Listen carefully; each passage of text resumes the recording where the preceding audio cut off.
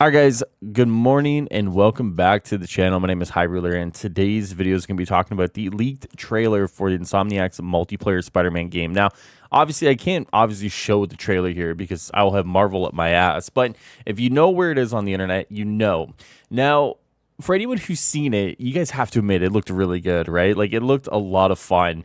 And it kind of makes me sad that we lived in a world where we're not going to get it, because that trailer, the way it was presented, the way it showed everything, it looked really good.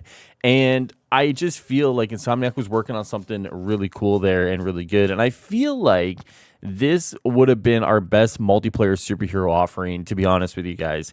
I think one of the things that we see nowadays is that when you do like a co-op game, you need a gear chase, right? I personally love a gear chase, but I don't think I would put a gear chase on a Spider-Man game. And I think Helldivers has shown that you don't necessarily need a gear chase to be successful. So I think what Insomniac was building out there, if I'm mistaken, then maybe I'm mistaken, but it could have been more in line with like a Helldivers experience mixed with a Suicide Squad experience, right? So, for example, Stardust posted on Twitter that you could pull in different parts of the multiverse over your New York City and kind of use that to kind of freshen up the experience. And I think that's a really cool idea. And I think we do see that with Suicide Squad, but we also see a little bit of the new kind of multiverse areas, obviously in the trailer with Gwen's area.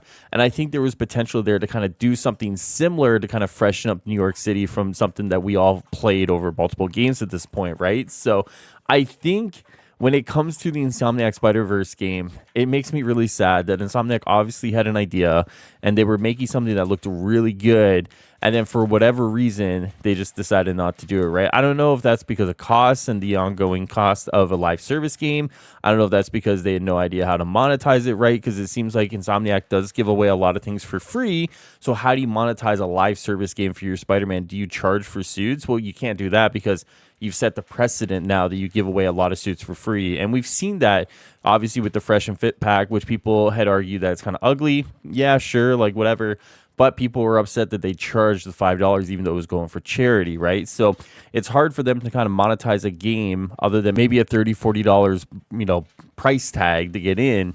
But, obviously it's one of those things where how do you kind of continue on and give people an ongoing experience if you're not able to kind of keep an ongoing cost associated with it? So it's one of those things where I think they probably would have had trouble all in the long term with the game. But I think one of the things that we saw with that game is that it just looked fun to play, right? I think fighting villains with your team and then going around New York City free swinging, I think there is a lot of potential to do something really fun there. And I would like to see that thread picked up eventually and continued on. But obviously, I feel like we're going to be waiting a little bit longer for any sort of Marvel multiplayer game. But personally, the way that looked, I feel like that would have been the perfect Spider-Man game for online fans. But it's just, some things are meant to be and some things are not meant to be. So let me know in the comments below, guys, what did you think of the Spider-Verse game? Did you like it? Did you see it? And what do you think about the ongoing conversation about live service and monetization?